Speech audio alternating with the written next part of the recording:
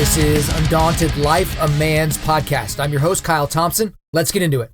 All right, guys, today we are talking about the Migrant Caravan. So this has come up in a lot of discussions here recently, and this is honestly something that I've been wanting to talk about for several weeks. I wanted to talk about it even before the midterm elections when this first kind of came up, but we didn't really know what it was going to be, right? So there were a lot of people, there were alarmists on both sides of the political aisle that were telling us it was going to be one thing or it was going to be another. And, you know, it's still basically working itself out, but it kind of came to a head over the weekend. But just for those of you out there that maybe don't even know what I'm talking about, let me kind of bring you up to speed here a little bit, even though I'm pretty sure most of you are aware of this. So about a month and a half ago, which was, you know, before the midterm elections, we started seeing reports about a migrant caravan that was going to be coming up from Central America. So the timing of this migrant caravan was obviously very, very interesting. There were a lot of people, including myself, that figured that Sunday or Monday before the midterm elections, on Tuesday, that we were going to be seeing these clashes with this migrant caravan and United States authorities. It didn't quite work out that way, but that was the idea. But this caravan includes people mainly from Honduras and Guatemala and El Salvador that are supposedly seeking political asylum. So as of right now, as the recording of this podcast, which is the day before it was released, the night before it was released, because I wanted to make sure we had the latest information on everything, there's around 6,000 migrants that are currently hanging out in Tijuana, Mexico. They're in a shelter there. They're not exactly hanging out. I didn't mean to be dismissive, but they're in a shelter there in Mexico. And there are hundreds more that are joining them every single day. And in a nearby city of Mexicali, there's about 2,000 migrants that are chilling there. So originally, there was much larger groups that were heading up through Central America and then through Mexico. But there have been, you know, different points where this caravan, where there were a lot of people that joined in. And then there was also times where we just saw a lesser number of people. But one thing that I did find that was very interesting is the fact that there's, you know, at different times there were close to 8,000 people that are wanting to get in through this caravan. Because what we heard from a lot of people, mainly on the political left, but some on the political right, was we don't need to be talking about this. We're making this too big of an issue. Trump's making this too big of an issue. By the time this thing actually happens, you know, there's going to be dozens or maybe a few hundred people that have come to the border. But this is a fairly significant attempted migration or invasion, however you decide to say it. But around 8,000 people, that's pretty substantial. But the thing is this did come to a head over the weekend because hundreds of these migrants tried to force their way into the country. Okay, so they rushed the border port of entry near San Ysidro, California. Many of them were throwing rocks at Border Patrol agents. Migrants were pushed back by Border Control. A lot of these officers were shooting tear gas and pepper balls at these individuals. And so that got a ton of play in the media. No matter what side of the political aisle you're on, you got a lot of play on those different things. We know more about tear gas now than we've known about it at any other time in American history, right? Because it's been talked about so much. But there's a lot of things that have happened with this caravan, and there's a lot of things that we need to talk about. But one of the things from the very beginning is I just wanted to clear up some common misconceptions or misreportings that we're seeing in the media. And I'm going to be picking on all forms of media here on both sides of the aisle. But I think there were just some common things that are put out there that are just absolutely false.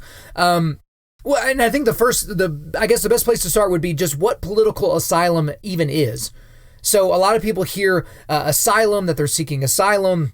And then what is that? How do you even get that? How do you apply for that? Is that something you apply for online? It's just one of those things that no one really knows when you talk about it. So I wanted to clear that up for you guys. So essentially, you have to legally be defined as a refugee in order to apply for asylum in the United States of America. Okay? And there are two standards by which you have to meet in order for someone to be legally defined as a quote unquote refugee. Okay? The first is that the asylum applicant must establish that they fear persecution in their home country. They're going to be persecuted in some way, which goes to the second standard that they have to meet, which is that they must prove that they would be persecuted on account of one of 5 protected grounds. And those are nationality, political opinion, race, religion, or social group. So if you can prove those two things, then you can apply for asylum to the United States. Now, when you apply for asylum is not guaranteed. I feel like that's kind of a duh, but I did feel the need to point that out. But when you apply for asylum, so as an example, if you're coming up to our southern border, you have to come through an official port of entry. Okay? So You cannot be crossing the desert illegally or having a coyote, not the animal, mind you, like the people that are paid by cartels and other groups to actually ferry people across the border into the United States. You can't have, be with a coyote and then go throw up your hands and be like, no, I'm here. I wouldn't need asylum. I need to apply for asylum. That's not how it works. You're actively in the process of breaking the laws of the sovereign nation of the United States. No, you cannot apply for asylum at that time. That's not how it works.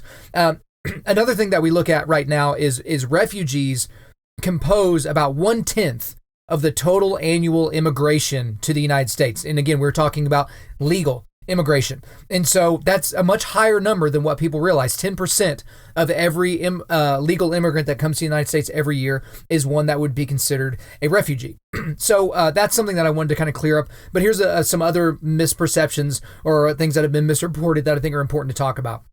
One is that the Border Patrol behavior is somehow different or more heavy-handed under the Trump administration. So the Trump administration has become a lightning rod for this issue because the entire time during the 2006 run-up to the presidential election, during the Republican primaries, and obviously in the general election, you had Donald Trump making the wall and illegal immigration one of, if not the biggest central issue of why you should vote for him.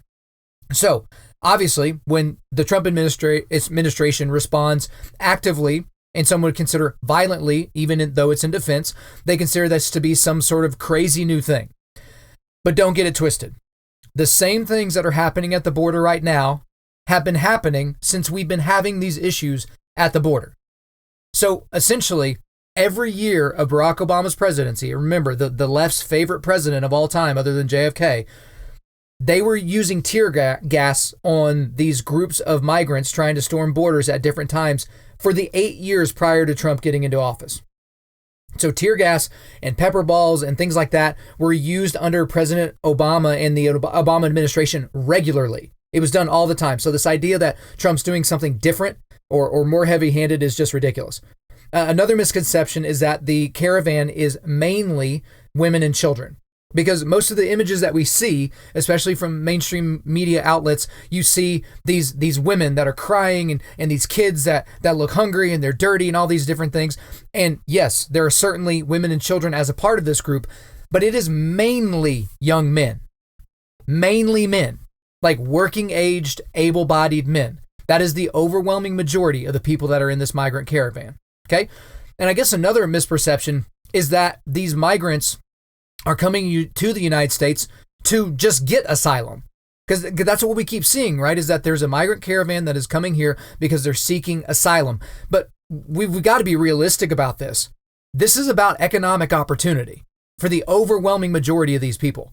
Yes, are some of these people from El Salvador, are they seeing issues from MS-13, which is, the birthplace of MS-13 is in El Salvador? Are they having issues there where they are in danger? Sure. But that's not even close to the majority of the people that are in this caravan.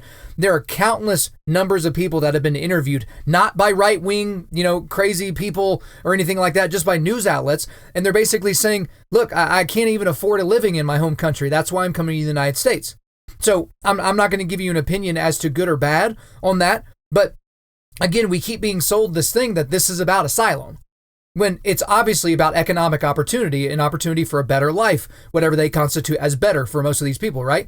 But the thing that's interesting about this is we have an easy proof here that this really isn't about asylum, that it's actually about economic opportunity. Because why else would these people not have just stopped and taken the asylum that was offered by the sovereign nation of Mexico? Because these people that were coming up from Honduras and Guatemala and El Salvador and some other places, when they got to Mexico, the Mexican government said, we will offer you asylum. And they said, nah, no thanks. We're going to keep heading north to go to the United States. Why? Is it because our asylum is better than Mexico's asylum? Because our application's easier? Right? I mean, it's just weird. So it's one of those things that just proves that for the majority of these people, it is not about asylum. And again, if this is about asylum, that these people feel like they are in danger from their home countries, what about these people that are waving the flags of their home country at our border? these people that are fleeing El Salvador because it's apparently so dangerous and they're just really, really scared, but they're waving their flag and yelling things like, yes, we can, as they basically try to pound their way through the border. I mean, it's just kind of silly to me. I mean, you got that nimwit that was just elected to Congress in New York. What's her name? Ocasio-Cortez, that person that was elected to the House, who doesn't really know anything about anything. Every time she opens her mouth, it's another blunder. But this week she compared the people that are trying to migrate here, this migrant caravan, to Jews during World War II. And so what's funny about that is, I don't think Jews during World War II, whenever they were being, taken in by other countries, I don't think they would be waving the Nazi flag at the border of another country they were trying to immigrate to. Right? So stupid that someone would say that. Another misconception that I think has been thrown out there about this caravan is that Trump or the Trump administration made up the phrase. This is kind of a small one, but that they made up the phrase, the caravan or migrant caravan. The thing is that phraseology has been used literally since George W. Bush was in office. That was the earliest article that I could find, was where that was mentioned in terms of the caravan or migrant caravan. So Trump didn't make that up. Here's another thing that's ridiculous that Trump said. Trump said or implied that there were terrorists from the Middle East inside this caravan. Okay. So is it possible that there are Middle Eastern terrorists that have infiltrated the caravan that's heading towards or is now at the southern border of the United States? Yes, it is possible. Is it likely? No. That was a really, really dumb thing for Donald Trump to say, because he has no evidence for that. No evidence whatsoever. That there are Middle Eastern terrorists, that there's members of ISIS or Boko Haram that are hanging out with the caravan. But there is something that we see on the other side of the issue, is that there are no criminals in this caravan. You'll see a lot of people on MSNBC or CNN or something like that. They'll say that there's no criminals in this caravan. There's no members of MS-13 in this caravan. There's no members of drug cartels that are in this caravan. But that doesn't seem to be the case either, because there have been a lot of interviews with these people in the migrant caravan along the way, and they're admitting to there being known criminals that are walking with them. Now, those people are probably going to have to pay for saying that, because we have them on camera and we have their quotes online now, so they're probably going to have to pay if those people get caught. But the idea that there are no criminals in this caravan, that's just a bunch of people that need help, is kind of ridiculous as well. And so those are just some of the misperceptions I just wanted to clear up, and there are certainly more, but those are the ones that I felt that were most pertinent. But the big overarching thing here, guys, is that, again, this brings up the political debate about illegal immigration. And so it's something that I've been asked about before, and I've been asked about regularly. And actually, if you go back to episode 29 of this podcast, which was Q&A Volume 4, I was asked about this. I think it was the second or third question that I answered on that podcast. And I kind of gave a lot of random thoughts. And so I would encourage you to go back to get more of the long form answer on these things. But I talked about how people conflate immigration and illegal immigration. People just kind of use those phrases or words interchangeably, which is completely inappropriate. I talked about the lottery system for work visas here in the United States and how ridiculous that is. So these incredibly talented people that we should want to be able to stay here, we cannot handpick them or choose them to stay here. We have to put them in a lottery. And if they strike out of the lottery 3 times, they have to go back to their home country, which is absurd. We talked about DACA. We talked about how I talked to DACA recipients, and I've talked to people that come from illegal immigrant families, and how it's such it's a strange and convoluted situation. It's so hard to be black and white on DACA, on the recipients. But the point I did make, and I agree with this point even today here, months later after that recording, is just because you did not break the law doesn't necessarily mean that you can keep the benefits of the law that your parents broke.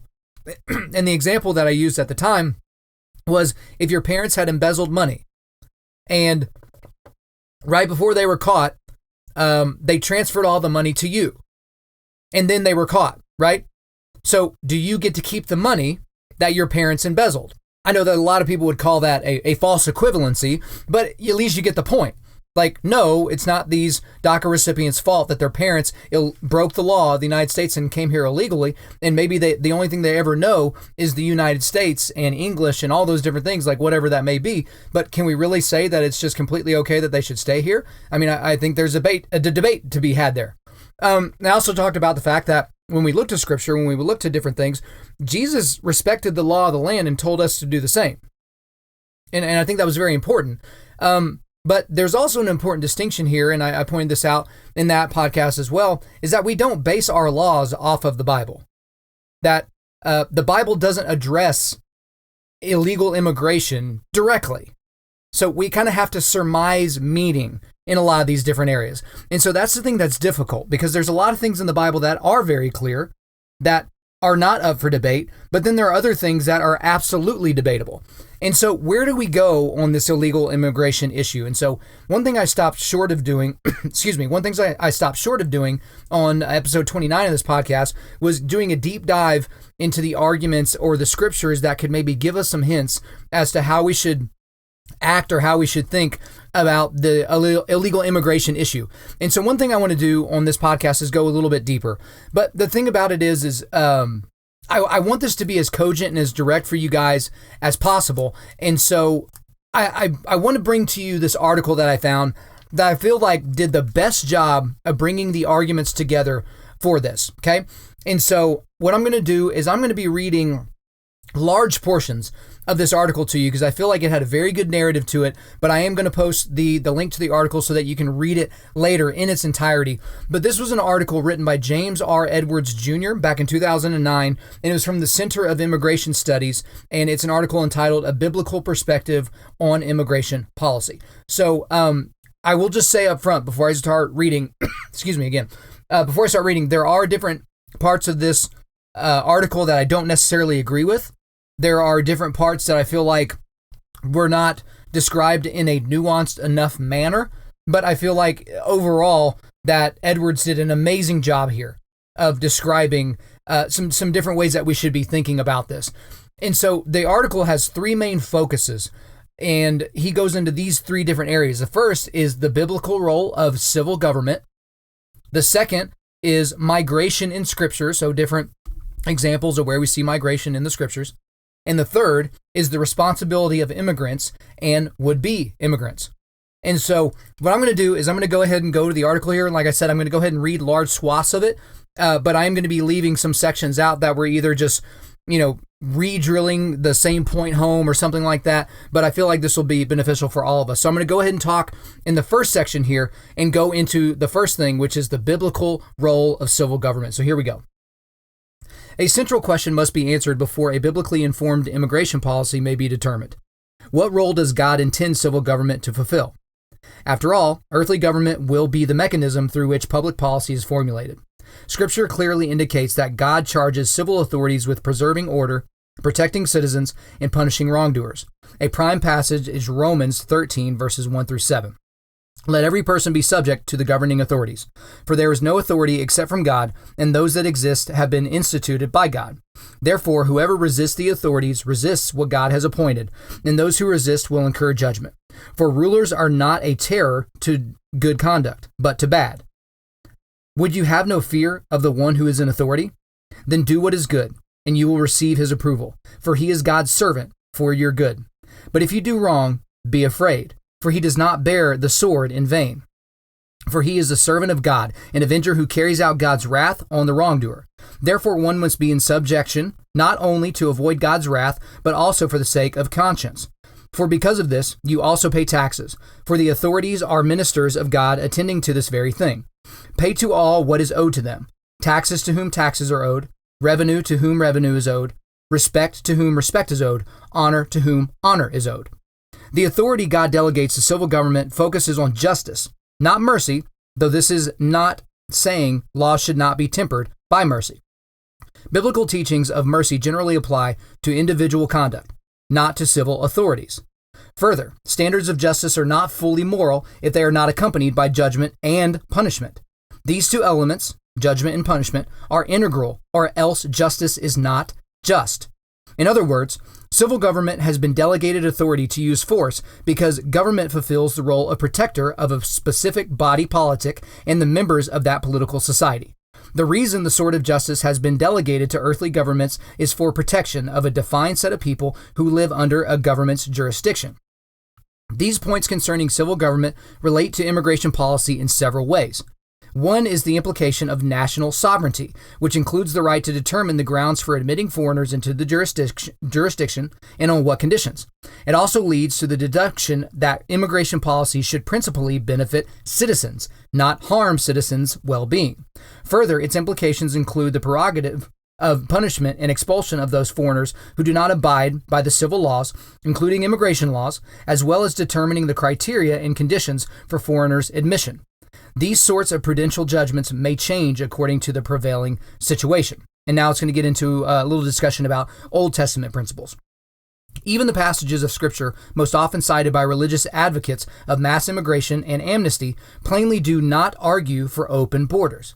Rather, these writings generally reflect equal justice under the law principles. Consider Leviticus chapter 19, verses 33 and 34. When a stranger sojourns with you in your land, you shall not do him wrong.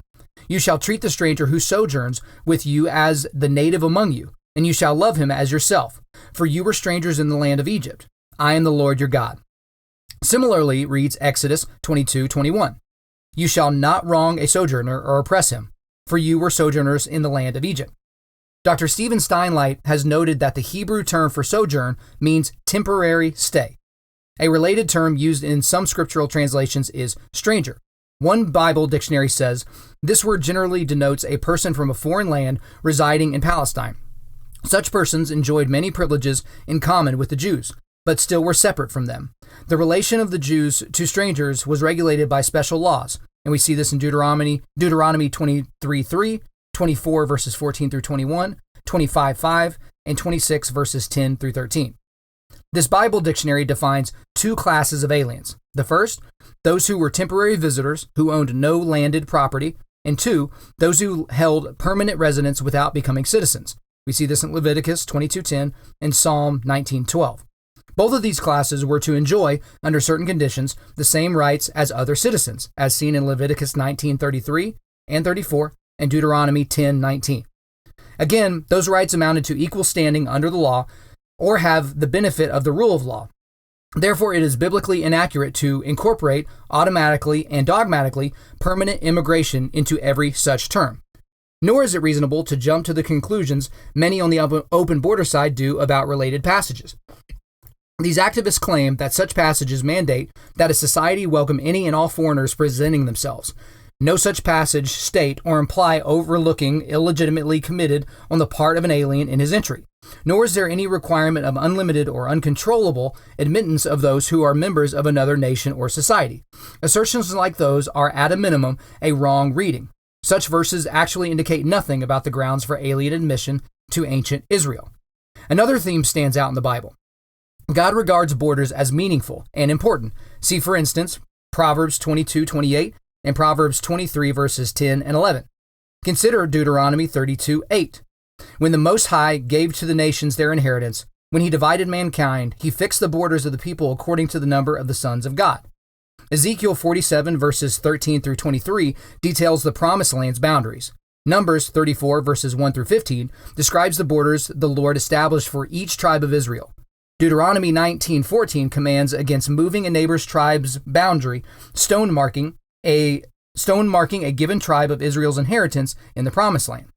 Another example appears 3 months after the Israelites left Egypt. The base of Mount Sinai was made off limits, see Exodus 19 verse 12, under penalty of death, until the people had been consecrated. Resident aliens who had children and settled in Israel, largely because of Israel's failure to complete the mandate to remove them, were allowed private property in Israel. We see this in Ezekiel 47 verses 21 through 23. However, numerous times Israelites are warned against letting the aliens' pagan practices corrupt God-given moral standards. In short, the Old Testament teaches fair treatment of resident foreigners, with certain requirements of the aliens related to religious and civil legal standards. It also instructs that aliens were to assimilate to the Hebrew culture. Boundaries are meaningful as well. and foreign presence among the Hebrews on several occasions was a curse. Few details of immigration procedures, standards, or other policy prescriptions appear. To infer some open border or mass amnesty mandate from what actually appears in Scripture is wrong.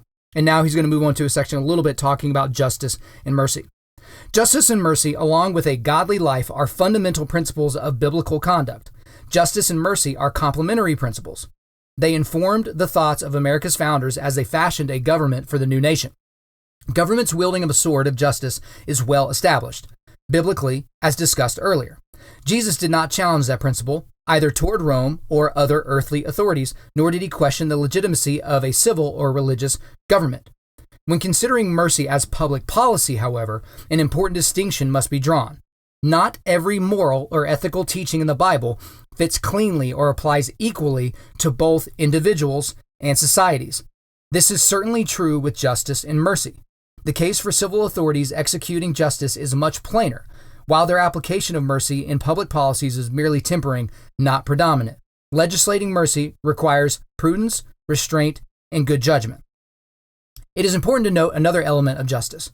God brings reward and punishment to human societies this side of eternity. Corporate entities such as civil societies have no existence except in here and now. Thus, they temporarily experience consequences affecting the whole. Scripture teaches that individuals are ultimately responsible for their personal sin or righteousness, but those personal moral dimensions affect the life of the body politic as well. An aspect of this principle involves God's empowering specific civil rulers over particular peoples. And we see this in Deuteronomy 32:8, Proverbs 8 verses 15 and 16, and Acts 17:26. Every ruler acts in accordance with God's sovereignty, knowingly or not. Though the reasons for certain political actions may not always be discernible to finite human beings, as we see in Proverbs 21:1, Proverbs 28:16, and Proverbs 29:26.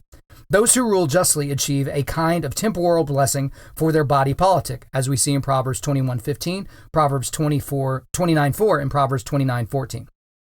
National character matters and has ramifications for a people. The nation characterized by righteousness pleases God, as we see in Proverbs 11 verses 10 and 11, Proverbs 14:34, and Proverbs 16:12. A compassionate act when exercised by an individual often becomes an injustice when compelled by civil government. The agents who are supposed to be the guardians of justice and protectors of the innocent, the least of these, the citizens or subjects of their jurisdiction. Thus, for example, writing into the U.S. Constitution a prohibition against cruel punishment, which is like the torture which European governments had instituted, such as the Spanish Inquisition or the English Star Chamber, is an appropriate adaptation of biblical standards of mercy. Freeing thieves and batterers from facing imprisonment, restitution, and accountability to society is inappropriate and not merciful. How might this concept apply in U.S. immigration policy? Take amnesty, for example. Forgiving foreigners for entering the country illegally or staying when their visas expire might be seen as a merciful or compassionate thing, at least as its effects on people gaining legal status without having to suffer the consequences the law otherwise would require of them. However, the government as agent has acted in such a way that coerces innocent citizens and law-abiding immigrants to suffer the consequences. So guys, I know that first section was a little long, but again, that was basically looking at the biblical role of civil government. So right now, we're going to get into the second main focus of this article, which is migration as described in Scripture, and this will be much more brief than the last section. So here we go, talking about migration in the Bible. Back to the article. While movement of people spans the Old Testament from Adam to Abraham to Moses to Ruth, no immigration policy, the terms and conditions for admission or expulsion of aliens, is spelled out. Moreover, Scripture provides no uniform immigration policy mandate intended to apply to every body politic throughout human history. Each instance of migration in the Old Testament is different. These movements span hundreds of years and diverse conditions. It would be foolish to assert an immigration policy for the United States based on such passages. The best Christians can do today is to identify these principles that aptly fit their particular society's circumstances. God himself led certain individuals or households to move to different locations. Each move recorded in Scripture helped fulfill his purpose in biblical history. None appears to have involved illegality. Each segment of the biblical narrative and the people in that historical line have a unique, specific purpose leading toward a coming of the Messiah and the subsequent spread of the gospel. More routine human movement in biblical times was governed by each particular destination. City-states had walls and gates and thereby controlled entry and exit. Much migration was temporary or nomadic. For example, traders, shepherds, and others traversed open spaces. Sojourners would move from location to location in different city-states and kingdoms to ply their trades and made a living on the move. Craftsmen would spend periods away from home, hiring themselves out. At all times, the local government or rulers held ultimate control over admission, expulsion, and the terms of stay. As an example, see Nehemiah 13, verses 15 through 22. Then here it gets into a section about Moses and some of the things that he did, talking to the Amorite king and his traveling to Edom, and a few things here talking about the New Testament, but we'll go ahead and get back into the article here. Caesar Augustus ordered a census, and we see this in Luke chapter 2, verses 1 through 3. Thus, people like Mary and Joseph traveled to the hometown of their lineage. The couple later fled to Egypt for protection against King Herod, as we discussed below. The Jewish religious leaders persecuted followers of Jesus, recorded in the first several chapters of Acts. Acts chapter 8, verses 1 through 3 relates that the crackdown in Jerusalem scattered believers to the other parts of Judea and Samaria. After Saul, the Pharisee persecutor, became Paul, the apostle of Christ, he traveled throughout the Mediterranean region, from Jerusalem to Damascus to Crete to Athens to Rome. His missionary journeys were integral in spreading the faith, planting and growing churches. Acts 21 and 22 record that Paul was a Roman citizen by birth, and he relied on the rights of being a Roman, which is especially seen in Acts 22, verses 25 through 29. The point here is that those subject to Roman rule, citizen or not, Christian or otherwise, benefited in tangible ways, such as lawful travel within the empire and temporal citizenship served both God's and early Christians' interests. Affordable individuals such as Paul, certain rights, civil rights, and privileges. Despite a less than perfect or moral civil authority, Christians of the early church rendered under Caesar the things that were Caesar's. There is no evidence here that early Christians broke any laws when crossing borders. And now it's going to talk a little bit about humanitarian migration. Some people mistake examples of fleeing persecution in particular instances in the lives of biblical characters with a broad mandate of open borders where none exists. These examples most closely match modern refugee and asylum policies. Today, nations will accept foreigners as temporary or permanent residents depending on the circumstances because of warfare, natural disasters, or political or religious persecution in their homelands that makes it impossible for these people to continue residing there without exceptional danger. Perhaps the most notable example comes in the Mary and Joseph's flight to Egypt. They fled King Herod's murderous decree to kill all male Hebrew children under the age of 2, after the Magi from the east failed to inform him who and where Jesus was. Matthew chapter 2, verses 16 through 21 recounts this event in the life of a very young Jesus. An angel warned Joseph of the danger and specified Egypt as the family's destination. Verse 15 gives a scriptural reason for that destination, which was the fulfillment of prophecy pertaining to the Messiah. Misguided modern misinterpretation notwithstanding, this act did not constitute illegal immigration. Nothing indicates that the Holy Family broke an Egyptian law. Their intent was finding temporary humanitarian relief. They stayed only until they could return to Israel. Therefore, instances of migration chronicled in Scripture provide no sanction for open borders. These movements of people across territories generally deferred to the national sovereignty of the local authorities regarding whether or not to grant entrance. The theme given the Hebrews of fairly treating aliens and sojourners resembled equal justice under the law more than an admonition to take all comers without conditions. Even humanitarian migration, fleeing persecution as an example, did not trump national sovereignty, as preserving law and order even as it relates to immigration is a duty of the governing authorities and a manifestation of general blessing under common grace of all lawful residents and jurisdiction.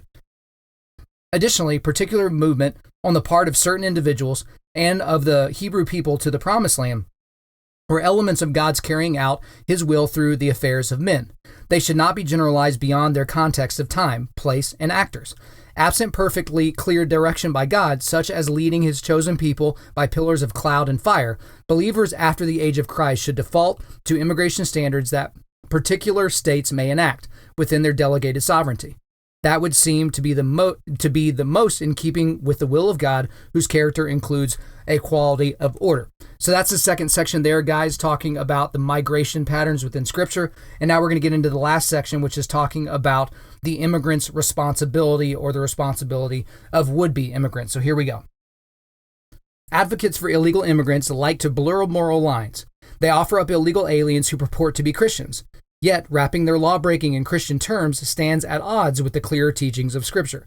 It becomes all the more curious when a supposed Christian justification overlooks conduct that might be regarded as inconsistent with biblical standards.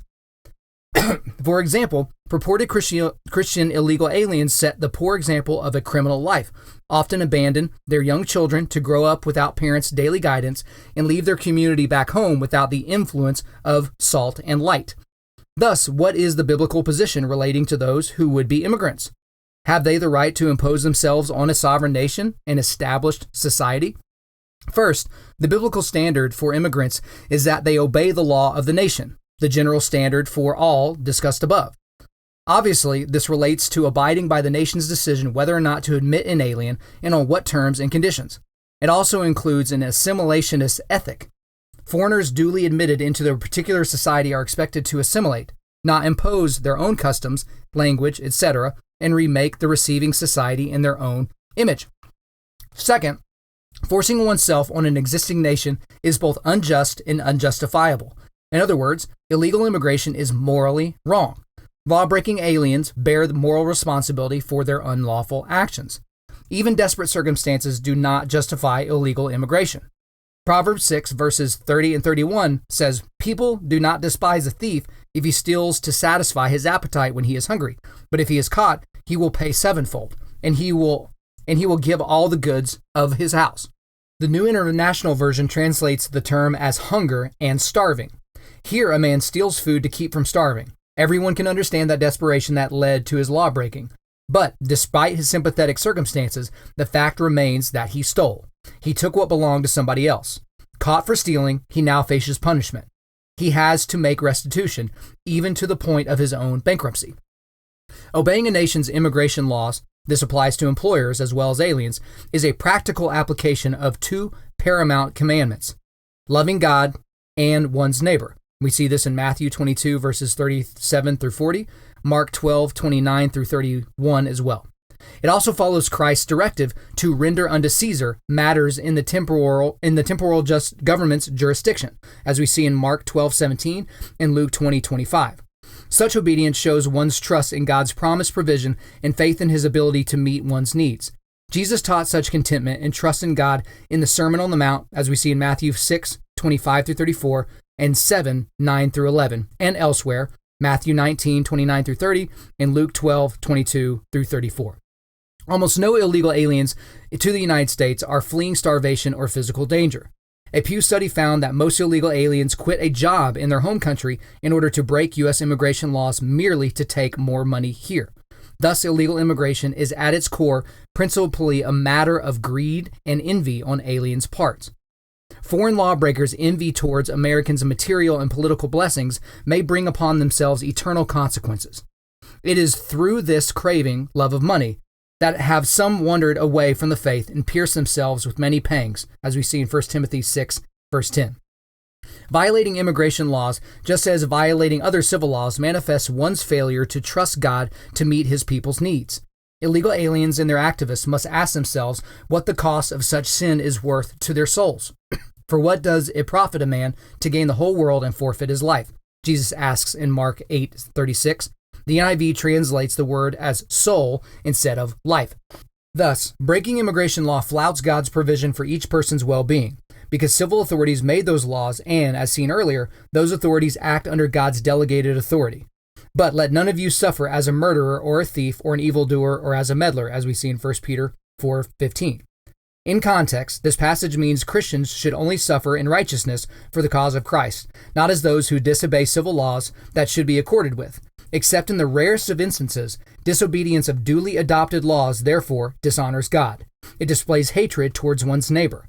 1 John 5:20 says, "For he who does not love his brother, who he has seen, cannot love God, whom he has not seen."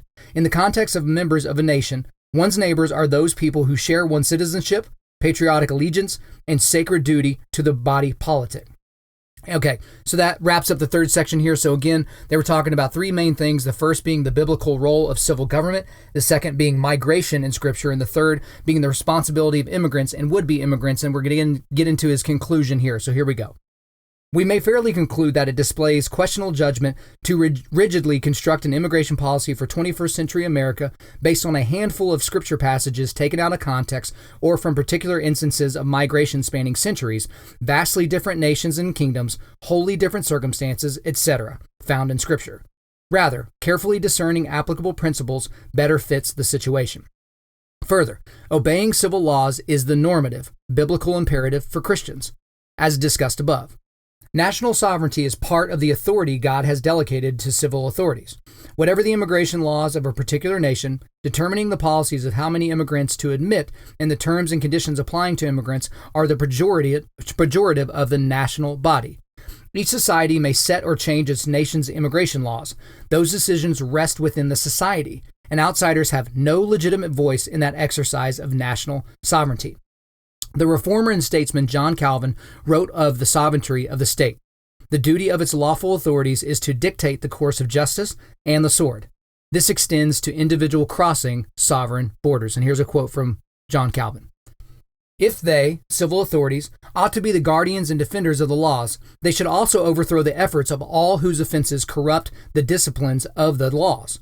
For it makes no difference whether it be king or the lowest of the common folk who invades a foreign country in which he has no right and harries it as an enemy. All such must equally be considered as robbers and punished accordingly. Though varying in manner in different jurisdictions, Calvin noted that civil laws have the same general end in mind, including such offenses as murder, theft, and false witness. But they, states, do not agree on the manner of punishment, nor is this either necessary or expedient. There is a country which, unless it deals cruelly with murderers by way of horrible examples, must immediately perish from slaughters and robberies. There is a century which demands that the harshness of penalties be increased. There is a nation inclined to a particular vice, unless it be most sharply repressed. In other words, different places rightfully may craft laws that deal with their unique circumstances of time, place, and character. This is a matter of the sovereignty delegated by heaven. The immigration laws of the United States have been adopted through lawful, legitimate, democratic processes. None of us may agree with every policy represented in the law on the books, and many of us might advocate certain changes in U.S. immigration law. But this nation is blessed with a Republican process for making laws. There is a just and fair way, through the political process, to modify statutes. Thus, the will of the Congress, as manifested in U.S. laws, represents the collective wisdom of the people's representatives and the will of the American people as a whole, as it has informed lawmakers' decisions throughout the political process. This is how the consent of the governed, a solemn principle in American life, operates, as messy and unsatisfying as that might be at times. As for mass amnesty, by legalizing millions of illegal immigrants, governments do not show mercy. Rather, it obligates its citizens to bear the injustices aliens have committed against the body politic, as discussed earlier. This fact stands all the clearer in light of Calvin's point above.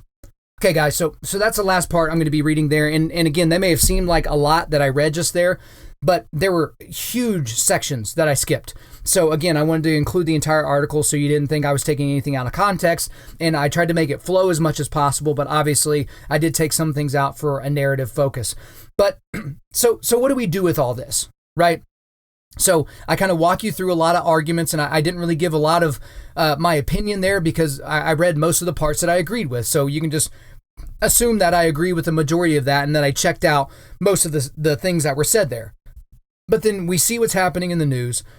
We have our own opinions about illegal immigration because, again, this is a very specific thing happening within the confines of illegal immigration or the immigration policies of the United States, this migrant caravan. But there's so many things that come up. I mean, just months ago, we were talking about, kids being separated from their parents at the border and how that was done under Clinton and under Bush and under Obama. And then all of a sudden it was this big thing under Trump. And, how is it being presented? And is it biblical? And is it loving our neighbor? And blah, blah, blah. But I think there are three things that we should be able to look at here and focus on. And these are kind of three thoughts that I have in conclusion to the thing that we're talking about here with the migrant caravan. The first is that the migrant caravan is the product of a broken world. I mean, in a pre-Genesis 3 world, we don't have a caravan like this because we wouldn't have sin. We wouldn't have pain. We wouldn't have hunger. We wouldn't have a need for asylum. We wouldn't have corrupt governments.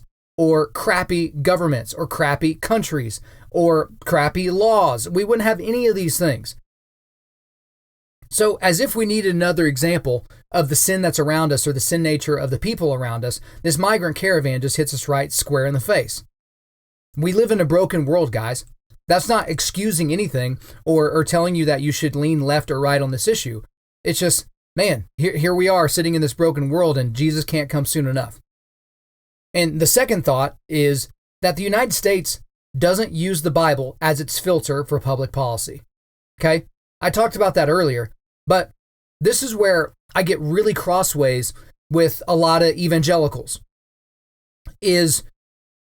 Yes, the United States and the founders founded this country, the greatest country in the history of countries, right? On biblical principles. Does that mean all of them were evangelicals, that all of them were believers in Jesus Christ and they acted it out in their everyday lives? No, because there are people, mainly on the left or mainly secularists, that love to say that these people did not use Christian principles because maybe they didn't act it out in their own life. Or Ben Franklin had a bunch of paramours and so he wasn't a Christian, or things like that. But we were so clearly founded using these principles. But the United States currently, in 2018, going on 2019, we don't use the Bible as our filter. Can you imagine if a big-time politician, so like Trump or any of the House majority or minority leaders or Senate majority or minority leaders or anyone running for president from the Democratic side of the ticket in 2020, do we really think we would take those people seriously if they started quoting scripture? Even as a Christian, I think that would be really, really awesome. But when I say we, I mean the collective we, American citizens. Again, we're living in a post-Christian culture. Like Christendom is out of the spotlight. So if someone were to say, hey, this is what I think we should do on taxation, or this is what I think we should do on corporate borrowing, this is what I think we should do on funding elections, or whatever the thing might be within law, like sentencing and drug laws and all the different examples that I'm trying to come up with off the top of my head. If someone were to quote the Bible and say they believed one way or the other, the United States public would not be down with that. We just don't use the Bible. And again, look at you as a Christian. We talk about this all the time. We have more access to the Bible now than we have in any time in recorded history. And evangelicals read their Bible less often than any time that we've seen since we've been looking at such things, right? So this expectation that we should be able to take a scripture from the Bible or look at a scripture that's on our coffee cup or on our dopey shirt or something like that, and all of a sudden glean massive policy from it is a little bit short-sighted. I think the genie's super out of the bottle on that one. I'm not saying that we shouldn't have done that from the beginning. I'm saying we pretty much can't do that now. It'd be almost impossible to go back. And the last thought I have for you guys to consider is our call as Christians to love one another doesn't begin and or end with American immigration policy. You do not need a more left-leaning immigration policy or a more right-leaning immigration policy to love one another, to love your neighbor as yourself, any of those things. And it goes back to the first point about the migrant caravan being a product of a broken world. You can completely disagree with immigration policy of the United States. You can believe that we need to build the wall. You can believe that we need to put the army on the southern border, and anyone that comes within 100 yards of the border, that we shoot them, whatever your thing might be that you believe. But nothing like that should stop you from caring for these people, from giving to organizations that are going down and caring for these people. One thing that's happening right now in Tijuana and Mexicali is they are running out of money. They're running out of resources because the Mexican government wasn't prepared for this. Let's not exactly pretend like the Mexican government or the country as a whole has a lot of things figured out well.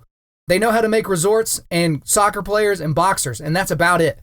They don't do much else particularly well in that country. Let's just be real. But they're running out of resources. They need our resources. They need resources from Christians around the globe. They need time. They need volunteers. And so believe what you want to believe about U.S. immigration policy. But if you ever come eyeball to eyeball with a refugee or someone seeking asylum, or you find an opportunity where you can assist these people, I would ask you to consider that outside of your political leanings. I mean, seriously, consider it outside of your political leanings to do those things. And so, guys, this is a huge issue. This is something that we need to be praying about. This is something that I gave you a lot of scriptural references today. Go and dig into those things and check those things out. Have conversations with people, especially people that disagree with you. Don't just go into some, echo chamber where you're talking to people that only agree with you and only watch the news stations you watch and read the articles you read and listen to the podcasts you listen to. Get some different opinions on this. This is an incredibly crazy issue. It's not super cut and dry in just about any way, shape, or form. And so allow me to encourage you guys to do that as we're going to continually run into these situations where we need to have this conversation. All right, guys, before we let you out of here, we're going to do a quick resilience boost. As you know by now, we are a men's ministry, and our mission is cultivating manly resilience. And specifically, we do that by providing content that forges spiritual, mental, and physical toughness. So today, we're going to work on mental resilience, and I'm going to go ahead and just give you that article to read because, guys, it's going to take you a while. It's a fairly lengthy article. And yes, I know I always challenge you guys to read. You know why? Because you should freaking be reading, all right? So get used to it. You're going to hear it all the time on this podcast. So again, it's a biblical perspective on immigration policy. It's the long form version of what I shared with you a little bit earlier. All right, guys, thanks so much for listening to the podcast. As always, we would like for you to subscribe on iTunes, SoundCloud, or Google Play and refer your friends to listen and share this on social media. If you use the hashtag Undaunted.Life, we will be sure to find your post and give it a thumbs up. Guys, if we deserve a 5-star review, please give us a 5-star review of this podcast and make sure you leave 2 or 3 sentences that let us know why you like the content. I'm currently booking speaking engagements for the entirety of 2019. So if you want me to come speak to your company, to your team, to your camp, to your men's event, hit me up on email, info@Undaunted.Life, info@Undaunted.Life. The website is www.Undaunted.Life, and you can follow us on Instagram and Twitter @Undaunted.Life or Facebook.com/Undaunted.Life. Check out our free devotionals on the YouVersion Bible app. Just search Undaunted Life under plans. And as always, we want to thank the band August Burns Red for allowing us to use their entire music library for our content. The intro-outro track on this podcast is their song King of Sorrow, which is off their latest record entitled Phantom Anthem. The links to all of this are in the description. I'm your host, Kyle Thompson. Remember, keep cultivating manly resilience, keep forging spiritual, mental, and physical toughness, keep seeking the Lion of Judah.